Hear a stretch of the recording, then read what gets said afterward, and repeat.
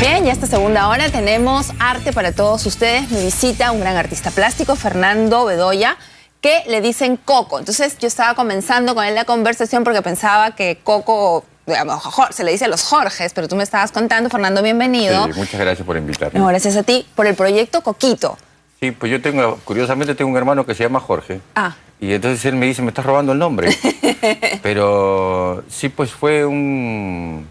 Me ligué la chapa de Coquito por un trabajo que hice en el año 79 con un grupo de artistas de acá de Lima,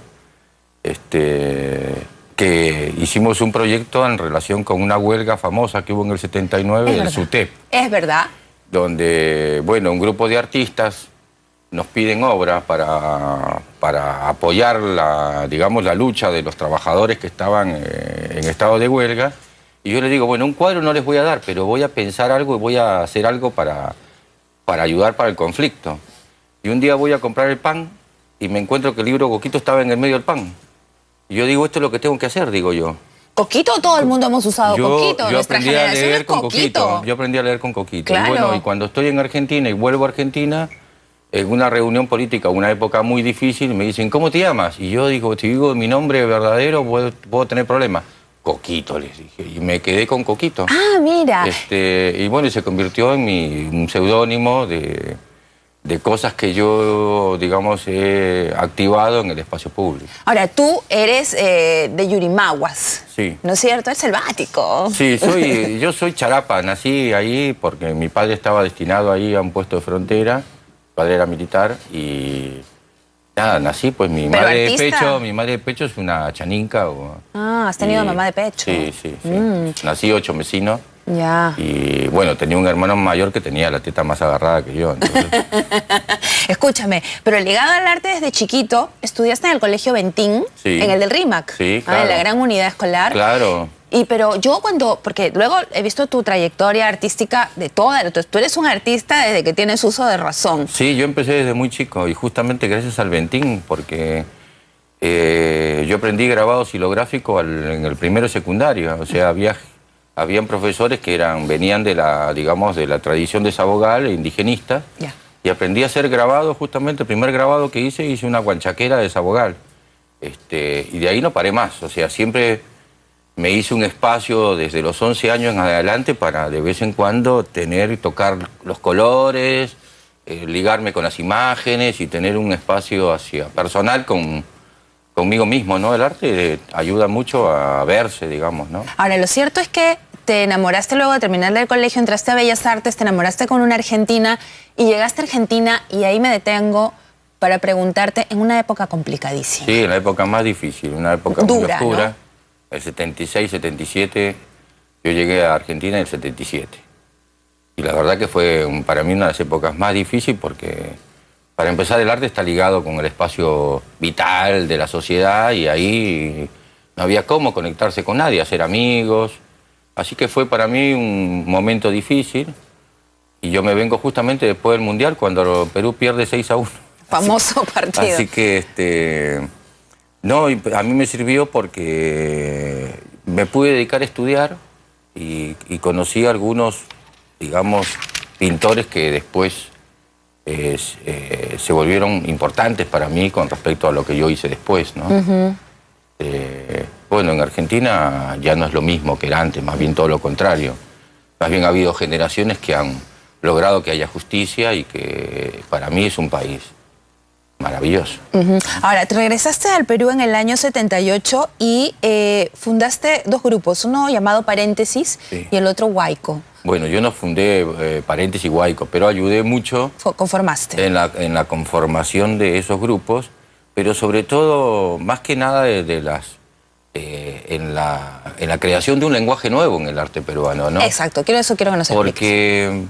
Claro, porque se ponen las cosas y de pronto creo que lo que pasaba en Perú es que había una generación nueva, la generación de los 70, que en el caso del Perú, con lo que pasó con el velasquismo, había todo un grupo de artistas jóvenes que verdaderamente estaban ligados muy hacia lo social y que había pues un grupo de gente muy numerosa, sobre todo de mi generación, que estaba intentando nuevos lenguajes, ¿no? Y que estaba tratando de interpretar al Perú desde otro lugar y que hoy, digamos, insiste esa interpretación. Es decir, ha habido toda una nueva interpretación del pasado del Perú y del presente peruano gracias a esta corriente de artistas que se podían llamar pop, pero no son pop, para mí se pueden llegar a ser más bien hacen un pop crítico, ¿no?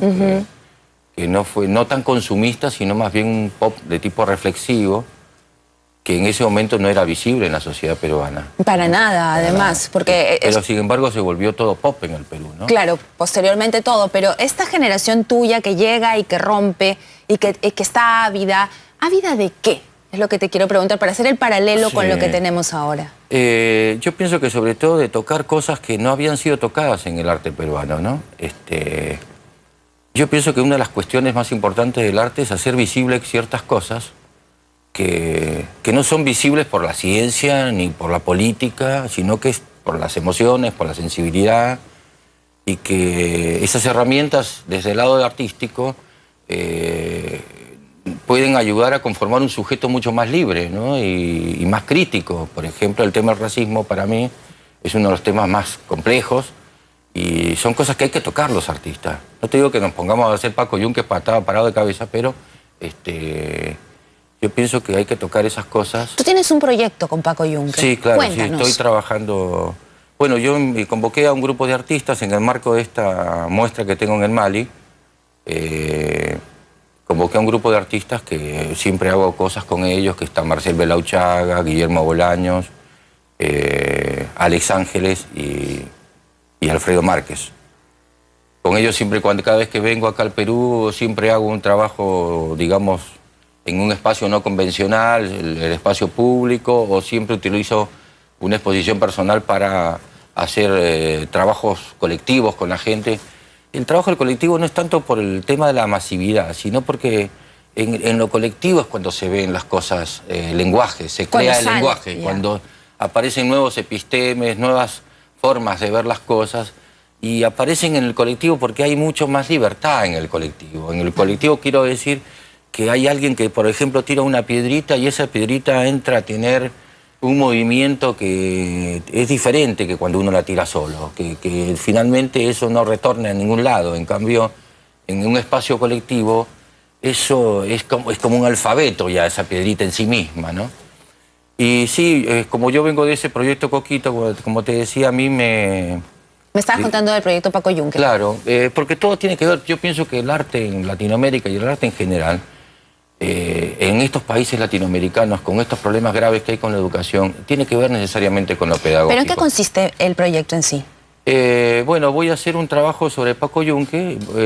Ahora vamos a trabajar con un grupo de colegios en los cuales ellos van a diseñar unas imágenes sobre el tema de Paco Yunque y eso va a ser tematizado después por un taller de adultos. Esas mismas imágenes van a ser potenciadas y puestas, digamos, en un laboratorio que estoy armando no con pintores, sino con gente que venga de distintas disciplinas. El tema también de trabajar el racismo y el trabajar la discriminación, no solamente del lado de cómo lo mira un pintor, que tiene un punto de vista, sino trabajarlo con otra disciplina. Totalmente interdisciplinario. Claro, porque es un fenómeno que nos toca a todos. Yo pienso que necesariamente tenemos que tocar. Y esto que hace aquí se parece un poco porque trabajaste también con las madres de la Plaza de Mayo. Claro, es que todo ese lenguaje de alguna manera que ha sido, que viene de los 70 y que ha cristalizado en los 80 como una herramienta muy poderosa en las épocas contra las dictaduras. Porque tú piensas, Anita, que las madres de Plaza de Mayo era un grupo de mujeres que salen a la vía pública a manifestar por sus hijos desaparecidos. Con esas mujeres es que yo me acerco a verdaderamente a ofrecerles un proyecto de tipo simbólico. Lo maravilloso es que ellas sí han hecho de la actividad política un proyecto simbólico interesante, que ha calado muy fuerte en la sociedad y que ha ayudado mucho a que, por ejemplo, se desaparezcan las leyes del indulto, la obediencia debida y el punto final, que habían sido dados en plena democracia después. Claro, ellas se empujaron. Claro, y bueno, esto se ha hecho combinadamente, no solamente las madres han luchado políticamente y todos los partidos políticos en Argentina, sino que también hubo una corriente muy grande de artistas que las apoyamos a las madres desde proyectos artísticos. Y de alguna manera eso a mí me ha dado un cuerpo, digamos, para poder sostener prácticas, digamos, de tipo personal en mi taller y después testearlas en el espacio público y viceversa. Hay siempre una constante de espacios, de entre espacios, claro, en tu carrera, ¿no? Sí, el colectivo y el taller, el público y el privado. Claro, ¿es así? Claro, porque muchas cosas que yo hago en mi taller ya las necesito testear inmediatamente, digamos, una vez que ya empiezo a trabajar. ¿Qué es lo que buscas en estos testeos? Calibrar mejor la intensidad de lo que uno quiere decir. O sea, que al sacarla al espacio público me ayuda también a conceptualizarla, porque no solamente me expongo yo, sino que le expongo a la crítica y a una crítica de un público masivo. El ejercicio de la crítica es algo importante en el hecho de tu... Es importante. O sea, a mí me gusta el trabajo personal de laboratorio y lo disfruto mucho. Pero como a mí me interesa también al mismo tiempo una investigación de tipo, digamos, de los contextos en los cuales emergen ciertas cuestiones creativas, necesariamente tengo que tocar el tema de lo social y estoy ligado a eso. Estás plenamente, toda tu vida has estado ligado al tema social. Digamos que lo social alimenta mi trabajo personal y al mismo tiempo mi trabajo personal lucha permanentemente en inventar formas de trabajo colectivo, digamos, y yo pienso que eso enriquece los dos espacios. Ahora, y me enriquece a mí sobre todo como persona, porque no es como el artista que está en la torre de cristal. Eso es lo que te iba a decir en este momento, digamos que es un prejuicio, creo que ahora un poco menos en el mundo, pero siempre hay un poco de creer que el artista, la pintura, la escultura es algo, o cualquier manifestación artística es algo que está ahí, que no te va a decir nada, que como mucho te dirá un color, pero que no te transmite, ¿no? Claro. Cuando en verdad no es así. Claro, no es para nada así. Y de hecho, todos estamos de alguna manera permeables a cuestiones culturales. ¿Por qué crees tú que en el Perú el arte no es digamos, yo no voy a decir que es 100% selectivo, pero creo que no llega tanto? Hay una feria, en el Cono Norte, no sé si la conoces, una anual de vez en cuando que me han dicho que es estupenda y es lo único que yo conozco de acercamiento, pero no es lo común. ¿Por qué crees tú? Y bueno, porque en realidad en el arte es más fácil perderse que encontrarse. No es que sea fácil, digamos, porque también el arte tiene un montón de espacios diferentes, o sea, depende por dónde entres en el arte. Si vos entras por una vertiente, por ejemplo, de tipo donde la imagen es una cuestión de tipo experimental con las formas y los colores, necesitas un público preparado. Así es. ¿No? Y ahí interviene nuevamente el tema de la pedagógica o el tema educativo. Es decir, por ejemplo, el arte antiguo del Perú, si es que nosotros si antiguamente se llamaba arte a esas cosas que hacían los antiguos peruanos, por ejemplo, ahí no hay barreras. O sea, todos nosotros nos quedamos pasmados frente al pasado maravilloso que ha tenido el Perú con respecto a su cultura, digamos, ¿no? Pero en el arte contemporáneo es mucho más complejo porque las modas internacionales de arte nos llegan también. Y entonces, frente a eso, necesariamente un artista que está acá en la periferia del mundo tiene que confrontarse con ese lenguaje y hay que tocarlo de alguna forma. Y al tocarlo uno puede, digamos, desaparecer pues, en el intento de tocarlo bien o tocarlo mal. Porque es cierto, pues, porque todo está sujeto a interpretaciones. Por ejemplo, acá el pop ha llegado tarde, porque ya se había hecho en todo el mundo, ¿no? Y sin embargo, fíjate hasta cuándo está durando. Y hoy día todos los lenguajes internacionales, más bien del arte, son totalmente despojados, cosa que acá en el Perú, que es un país barroco, desde todo el punto de vista cultural, la gente le sacás la imagen y se muere de angustia. Claro, no da para más. Sí. Entonces, yo pienso que el artista tiene que tocar lo que ve y que lo que se ve tiene que necesariamente está ligado a todas esas cuestiones culturales que nos llegan a través de los medios de comunicación, a través de los eventos de arte. Tú no eres un artista que se encierra, tú estás como pecho abierto a lo que venga. Totalmente, sí, no solamente eso, porque aparte... Bueno, por suerte acá en el Perú hemos podido crear cosas que han hecho de que unas generaciones avancen en el tema de interpretar mucho mejor lo que nosotros sentimos.